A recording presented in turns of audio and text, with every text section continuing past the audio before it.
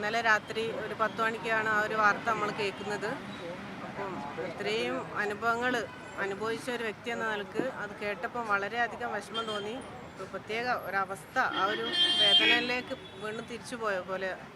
അപ്പം ഇത്രയും അനാസ്ഥകൾ സംഭവിച്ചിട്ടും ആർക്കും ഒന്നും അത് സംഭവിക്കുന്നില്ല എന്നുള്ള അതിനൊരു നടപടി എടുക്കാത്തിടത്തോളം കാലം ഇത് തുടർക്കഥയാവും എന്നുള്ളതിലൊരു സംശയവുമില്ല.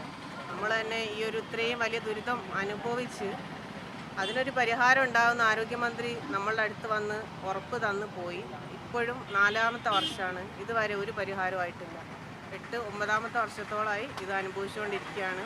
ഇപ്പോഴും അത് കാരണം ഞാൻ രോഗിയാണ്, അതിനുള്ള ചികിത്സ നടന്നുകൊണ്ടിരിക്കുകയാണ്. ഇപ്പോഴും ഒരു ചികിത്സാ സഹായം പോലും, ഒരു എന്തെങ്കിലും രൂപത്തിലുള്ള ഒരു സഹായം പോലും ഗവൺമെൻറ്റിൻ്റെ ആരോഗ്യ വകുപ്പിൻ്റെ ഭാഗത്തുനിന്ന് ഇന്ന് വരെ ഉണ്ടായിട്ടില്ല.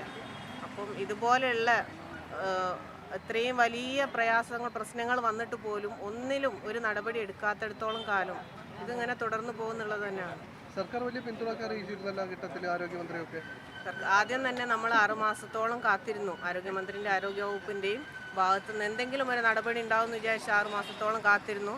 അങ്ങനെ സമരത്തിൽ ഇതേ സെയിം സ്ഥലത്ത് മെഡിക്കൽ കോളേജിന് മുന്നിൽ സമരത്തിനിറങ്ങിയ സമയത്താണ് ആരോഗ്യമന്ത്രി നേരിട്ട് പന്തലിൽ വന്നിട്ട് ഹർഷിനക്ക് പരിഹാരം ഉണ്ടാവും, ഹർഷിന് അനുഭവിച്ച വേദന അത്രയും നഷ്ടങ്ങൾ സംഭവിച്ചിട്ടുണ്ട്, അതിനൊരു നഷ്ടപരിഹാരവും ഇത് ചെയ്തവർക്കെതിരെ ശിക്ഷാ നടപടിയും ഉറപ്പ് തന്ന ആ ഒരു സമയത്താണ് നമ്മൾ ആ ഒരു സമരം പിൻവലിച്ച് പോയിട്ടുണ്ടായിരുന്നത്.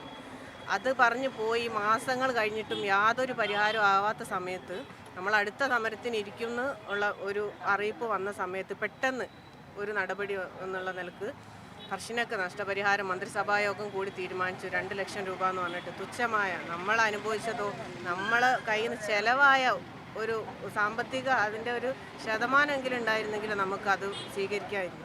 ഇപ്പോൾ മന്ത്രി ഇന്ന് പ്രതികരണം ഞങ്ങൾ കണ്ടു, ഹർഷിനക്ക് പലതും ചെയ്തു എന്ന് പറഞ്ഞിട്ട്. ഹർഷിനക്ക് സമാശ്വാസം എന്നുള്ള നിലയ്ക്ക് 2 ലക്ഷം രൂപ സമാശ്വാസമെന്നോ അല്ലെങ്കിൽ ഒരു ചികിത്സാ സഹായം അങ്ങനെ ഏതെങ്കിലും ഒരു പേരിലായിരുന്നെങ്കിൽ എന്തായാലും നമ്മൾ തീർച്ചയായും വന്ന ആ സമയത്ത് ആ ഒരു പണം വാങ്ങാൻ നമ്മൾ അത്ര ആവശ്യക്കാരായിരുന്നു.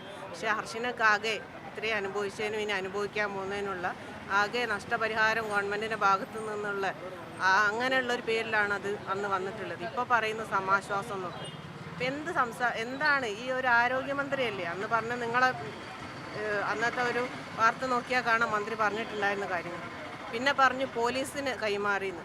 പോലീസിന് കൈമാറാൻ എന്തായാലും ആരോഗ്യമന്ത്രിൻ്റെ ആവശ്യം ഉണ്ടായിരുന്നില്ല. കാരണം നമ്മൾ അസിസ്റ്റൻറ്റ് കമ്മീഷണർക്ക് കൊടുത്ത പരാതിന്മേൽ SCP നടത്തിയ അന്വേഷണത്തിന്മേലാണ് 6 മാസം കൊണ്ട് അവർ അത്രയും തെളിവുകളും സാക്ഷിമൊഴികളോടുകൂടി അവർ കേസ് തെളിയിച്ചു. അത് മെഡിക്കൽ കോളേജിൽ നിന്നാണ് സംഭവിച്ചതെന്നും ആര് ചെയ്തു എന്നും എല്ലാം ഈ കോടതിയിൽ സമർപ്പിച്ചിട്ടും റിപ്പോർട്ട് വരട്ടെ എന്ന് പറഞ്ഞു നിന്ന മന്ത്രി അല്ലെങ്കിൽ ആരോഗ്യവകുപ്പോ ഒരു തരത്തിലുള്ളൊരു പരിഹാരം അതിനൊരു പിന്നെ തുടർച്ചയായിട്ട് ഉണ്ടായിട്ടില്ല. പിന്നെ പറയുകയാണ് ഞങ്ങളത് ചെയ്തു ഇത് ചെയ്തു എന്ന്. അപ്പോൾ ഇത്രയും ഇനിയിപ്പോൾ അവർ പറയുന്നു 2017 നടന്ന സർജറിയിലാണെന്ന് അവർക്ക് സംശയമാണ്. നമുക്കൊരു സംശയമില്ല, അനുഭവിച്ച വ്യക്തി എന്ന നിലയ്ക്ക് നമുക്ക് യാതൊരു സംശയവുമില്ല. പോലീസ് അത് തെളിയിച്ചും കഴിഞ്ഞു. ഇനി അവർക്ക് സംശയം ഉണ്ടായിരുന്നെങ്കിൽ കൂടി 3 സർജറി 3 ശസ്ത്രക്രിയ 3 സിസേറിയൻ മാത്രമേ കഴിഞ്ഞിട്ടുള്ളൂ. അത് 3 ഗവൺമെൻറ് മെഡിക്കൽ കോളേജിൽ നിന്നാണ്. അപ്പോൾ ഇത് സംഭവിച്ചു എന്നുള്ളതും പിന്നെ കത്രിക വയറിനെടുത്തു എന്നുള്ളതൊക്കെ സത്യമാണല്ലോ.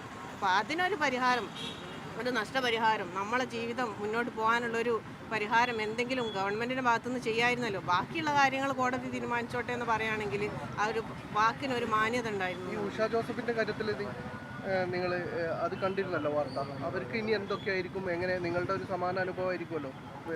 അവരെ കാര്യം ആലോചിക്കുമ്പോൾ തന്നെ സത്യത്തിൽ നല്ല വിഷമമുണ്ട്. ഇങ്ങനെയുള്ള ഓരോ കാര്യം ഇതിപ്പോൾ സമാന സംഭവമാണ്. അല്ലാതെ ഓരോ മെഡിക്കൽ നെഗ്ലിജൻസ് വരുമ്പോൾ ശരിക്കും മനസ്സിൽ പ്രത്യേകിച്ച് ഗവൺമെൻറ് പിന്നെ ഹോസ്പിറ്റലിൽ നിന്ന് വരുമ്പോൾ നമുക്കൊരു ടെൻഷനാണ്. കാരണം ഇതിനൊരു പരിഹാരം വരൂല എന്നുള്ളത് തന്നെ നമുക്ക് ഇത്രയും കാലം കൊണ്ട് മനസ്സിലായിട്ട് പരിഹരിക്കാൻ അവർ മുന്നോട്ട് വരൂല എന്നുള്ളത്.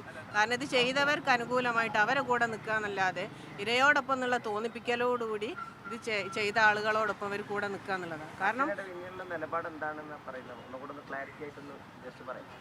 മനസ്സിലായില്ല.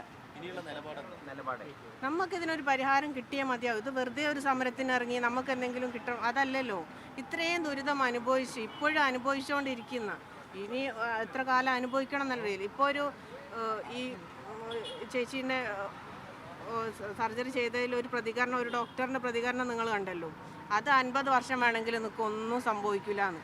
ഒന്നും സംഭവിക്കില്ല ആർക്കും, ഇത് ചെയ്തവർക്കും ഡോക്ടേഴ്സിനും. അല്ലാതെ ഇത് അനുഭവിച്ച വ്യക്തി എന്ന നിലക്ക് നമ്മൾ അന്ന് മുതൽ അനുഭവിക്കുകയാണ് വേദനകൾ.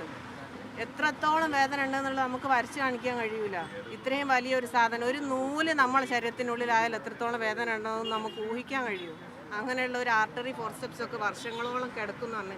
എന്നെ സർജറി ചെയ്ത, അതായത് 2022 സർജറി ചെയ്ത് പുറത്തെടുത്തിട്ട് ഞാൻ ICU വാർഡിൽ കിടക്കുമ്പോൾ എന്നെ ചെയ്ത ഡോക്ടേഴ്സ് വന്നിട്ട്, ഇതേപോലെയുള്ള എല്ലാ ക്വാളിഫിക്കേഷനുള്ള ഡോക്ടേഴ്സാണല്ലോ അവിടെ ഉണ്ടായിരുന്നത്. അവർ വന്നിട്ട് എന്നോട് ചോദിച്ചു, മോളെ നീ എങ്ങനെയാണ് ഇത്രയും വർഷം ഇതും പേറി നടന്നത്? ദൈവഭാഗ്യം ഒന്നുകൊണ്ട് മാത്രമാണ് നീ ജീവനോടെ രക്ഷപ്പെട്ടതെന്ന് ഡോക്ടേഴ്സാണ് എന്നോട് പറഞ്ഞത്. അങ്ങനെയുള്ള ഒരു ഡോക്ടറാണ് അവിടെ പറയുന്നത്, ചിരിച്ച് ആസ്വദിച്ച് പറയുന്നത് കേൾക്കുമ്പോൾ നമുക്കുണ്ടാകുന്നൊരു വേദന, ഇത് അനുഭവിച്ച നമുക്കുണ്ടാകുന്നൊരു വേദന ഉണ്ടല്ലോ. അപ്പോൾ ഇവർക്കൊക്കെ ഇങ്ങനെ പറയാം, കാരണം ഇതിനെതിരെ ഒരു നടപടി ഇനി വരൂല എന്നുള്ള ഒരു ഉറപ്പാണ് അവർക്ക്. കാരണം അവർക്ക് എന്ത് ചെയ്താലും ഒരു പ്രശ്നവും ഇല്ല. 50 അല്ല 500 വർഷം കിടന്നാലും ഒരു പ്രശ്നവും ഇല്ല.